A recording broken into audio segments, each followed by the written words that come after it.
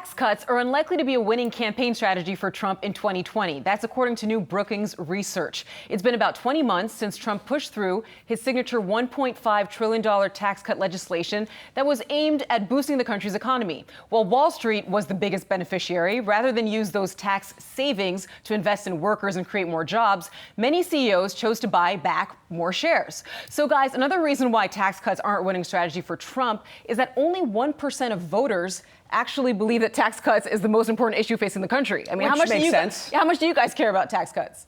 Well, I care about them because we cover them so closely from Yahoo Finance. But I'm not surprised only 1% of the country sees that as the number one issue, because for most people, either they understand that it's not going to help them much. It mostly, the first time around, helped big corporations. Right. Or they don't care because they have much bigger, more personal fish to fry in terms of job security, in terms of if you're a farmer in certain parts of the U.S., trade. There are a lot more important things than big companies getting tax cuts. Well, and I think what's not getting enough attention is that companies did try to up CapEx after the tax cuts, right? But that takes time for them to figure out what to do with that money. Right. And then right after the tax cuts, we saw the escalation of the trade war. So on one hand, companies had this extra money to spend, but then they had this added uncertainty and from the trade war. So for that reason, they said, well, you know what, I'm going to sit on this money, or maybe I'll do more buybacks and dividends.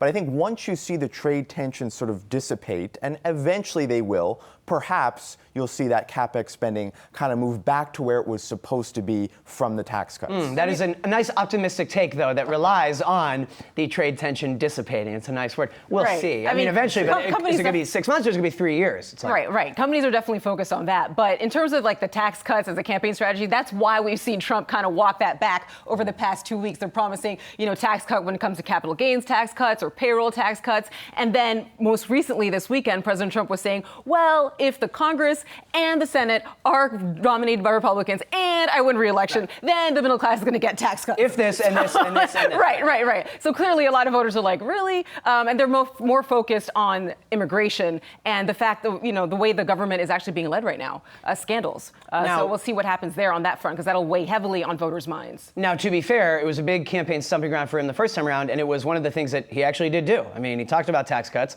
talked them up. You're right, it was one of the biggest promises, and it was a promise that happened. I mean, the tax cuts happened, but it didn't really trickle down to mainstream. Exactly right. You could argue he should have done a middle-class tax cut rather than a more corporate-focused tax cut, right? So there's a big difference there.